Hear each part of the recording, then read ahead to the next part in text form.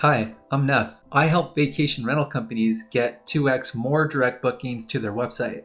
If you're watching this video, that means that you filled out this form and that you've downloaded this Typebot flow. Congratulations. What I'm going to do next is go step by step from A to Z on how you can personalize your Typebot and also show you how it looks like from a user perspective. But before we jump in, I want to touch on a couple of different things. Once you enter your email and download, your Typebot Flow file is going to be in your downloads folder. Also, you're going to receive an email from me. Please take 5 seconds to click on this link and hit send. Doing this will help ensure that you get future emails in your inbox instead of your spam folder. This is the first of many videos I have planned for you, and it would be a shame if they just ended up in your spam folder. All right, awesome. Thank you so much for doing that. Down here, you can see what's included in your Typebot flow. After I'm finished recording this video, I'm going to include a link to this overview and instructions right here, so you can refer back to it whenever you want. Also, to copy the Google Sheet template, all you need to do is click on the link, click on file, and make a copy, and then you can call this whatever you want.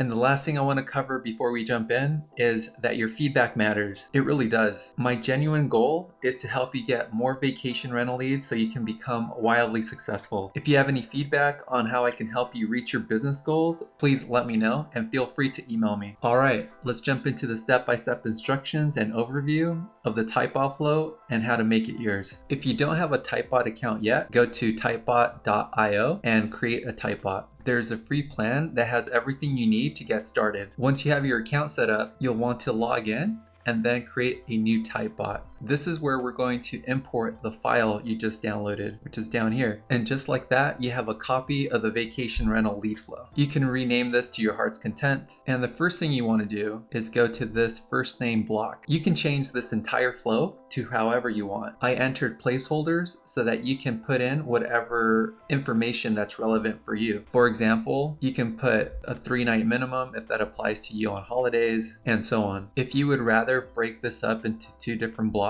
you can just copy and create a new text bubble and put it in here. These orange names are variables. You can create variables for all of your inputs right here. For instance, this is a text input, and then you can save your answer as a variable. So I just decided to put first_name, and here we're collecting the first name of your website visitor and then saving it as a variable so that we can use it in the future. For example, here in this email block, I'm referring to that first name variable just to personalize the experience. And then later, I'm going to pass this variable in a webhook to send it over to a marketing automation tool. After I give you this overview on how this editor works, I'll show you what this looks like from the user point of view. So here we simply ask for the email and save it as a variable. Then we ask for their phone number, their check-in and check-out dates, how many guests are joining their party, and if any pets are coming along. From here, we confirm that everything's set. You'll insert your promo code or whatever coupon that you decide to create. We set expectations for what the user should look forward to, and then a quick note about any restrictions that might apply. You can insert your link if you have any further details on your website. From here, you can pass this information over to Google Analytics. This is a bit more complicated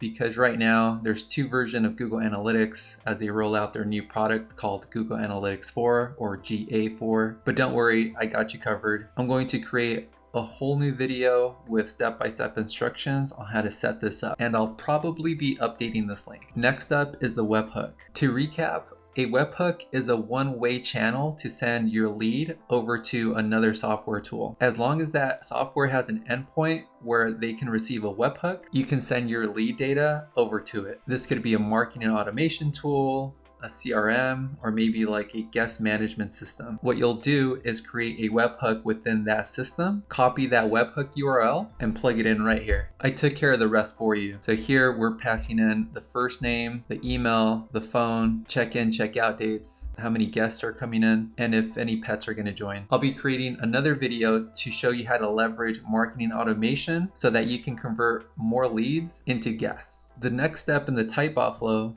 is to notify your team via email. I've configured the email for you. All you need to do is just decide if you want to send the email from this default email address. Also, you can create a new email that connects from your email address. And here's where you will set that up. And really quickly, here's a template of the email that's going to be sent out. Okay, the last thing in the flow is to timestamp it and then send it over to Google Sheets. I provided this in the email as you saw earlier in the video. After you do that, all you need to do is just connect to your account, select your spreadsheet, and then the data is going to flow where it needs to go in the spreadsheet. And this is what it looks like. The next thing you'll want to do is go over to theme. From here, you can change things like the font, the background, but you'll definitely want to have a look at this chat section. You can change the bot avatar along with the user avatar. Once you update your colors to match your brand, jump over to share. This is where you're going to embed your Typebot and also personalize it a bit further. For example, I installed my Typebot with Google Tag Manager, and here's where you can set up a different icon color, a custom button icon, and you can also enable a pop-up message, which I highly recommend. Once you do that, your code will be updated here, copy it, and then paste it into Google Tag Manager, if that's how you're going to embed your Typebot. I almost forgot one thing. Before you do this step, make sure to publish your Typebot, because if you don't, you're going to get a null value instead of your Typebot link, which is right here. Okay, now you have everything to set up your Typebot and personalize it to your brand to make it yours. Next, I'm going to show you what the Typebot flow looks like from the user point of view. All right, here I am as a website visitor on a cabin rental website, and here's what my Typebot looks like.